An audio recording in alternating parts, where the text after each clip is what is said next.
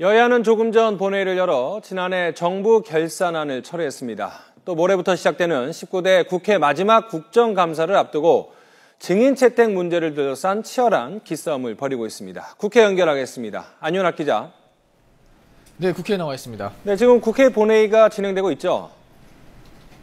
네, 여야는 조금 전인 오후 3시 40분쯤부터 국회 본회의를 열고 가장 먼저 2014년도 결산안을 처리했습니다.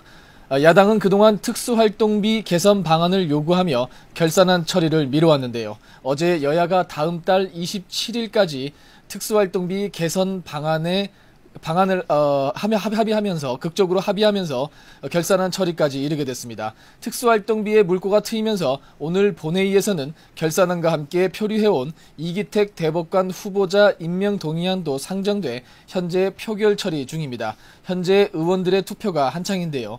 그 뒤에는 박영희 국가인권위원 후보자 선출안도 표결에 붙여집니다.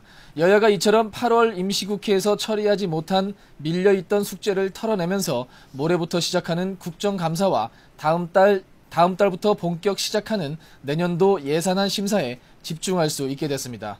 또 내년 총선을 앞두고 여야가 각각 내세우고 있는 노동개혁과 경제활성화법, 그리고 법인세 정상화와 경제민주화법을 위해 전열을 가다듬는 데에도 더 힘을 모을 수 있게 됐습니다.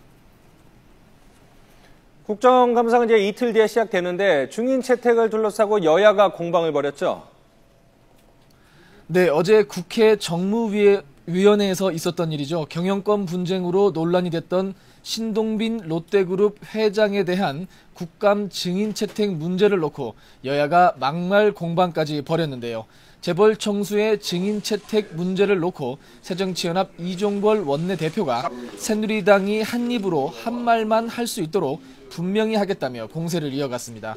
이 원내대표는 어제 여야 협상에서 새누리당 원유철 원내대표가 문제 있는 재벌 총수도 예외 없이 국감장에 불러 사실을 규명하기로 분명히 했는데 상임위별 증인 현황을 보면 한 입으로 두 말을 하는 것 같다며 이같이 비판했습니다.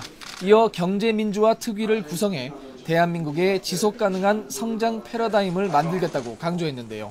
이에 새누리당은 유명 인터넷 포털 사이트 대표에 대한 증인 채택을 요구하며 맞불을 놓는 양상입니다.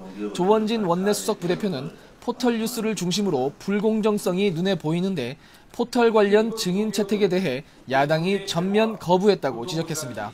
또 포털이 중소 영세 사업자 영역을 침범하는 부분은 충분히 국감에서 다뤄야 한다고 촉구했습니다.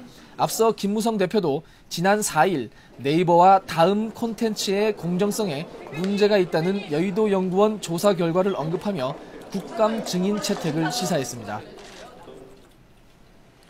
새정치민주연합이 공천혁신안을 놓고 갈등을 빚고 있는데 이번엔 새누리당이 한마디를 했군요. 네, 그렇습니다. 야당 내 반발과는 별개로 새누리당이 비판 대열에 가세했습니다. 황진아 사무총장은 아침 회의에서 국민공천단 도입을 주요 내용으로 하는 야당의 공천혁신안은 19대 총선 당시에 민주통합당의 국민경선 방식을 재탕한 것으로 무늬만 개혁이라고 비판했습니다. 특히 야당 지도부가 전략공천위원회 구성을 주도하는 방안은 밀실 공천을 계속한다는 것으로 진정한 국민 참여는 새누리당이 추천하는 완전 국민 공천제가 정답이므로 야당도 이에 동참하길 촉구한다고 말했습니다. 권성동 전략기획위원장도 야당 혁신안처럼 극소수 선거인단으로 결선 투표를 하는 것은 담합, 금권 선거라며 국민이 아닌 친노에게 공천권을 돌려주는 꼼수라고 비판했습니다. 새정치연합 혁신위 측은 그러나 공천혁신안이 친노에 유리한 것은 아니라고 반박했습니다. 혁신위원인 조국 교수는 라디오 방송에 나와 실제 비노에게 물어봤을 때 공천혁신안 자체에 반대하는 사람들은 별로 없었다고 말했습니다. 다만 제도의 논쟁을 넘어 당내 권력투쟁만이 있다고 본다고 반박했습니다. 지금까지 국회에서 YTN 안윤학입니다.